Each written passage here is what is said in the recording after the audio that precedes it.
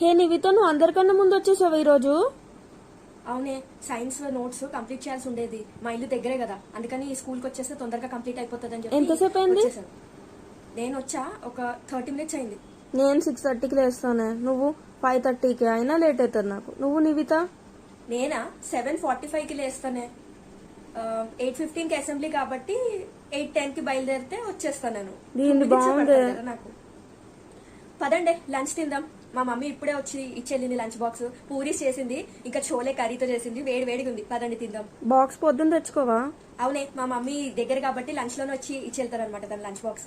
Students 1 week you have to come by your own because school bus will not be available. వా, నన్ను మా daddy దింపాలే. మా అన్నయ్య దింపుతాడు మా డాడీ అయితే. అవునే, మీ అందరికి చాలా ప్రాబ్లమే. స్వాతి, మీ ఇల్లు అయితే చాలా దూరం. 2 hours అవుతుంది నాకు. 2 hours అవునే, డుమ్మాలు కొట్టాలి ఏంటో ఇప్పుడు.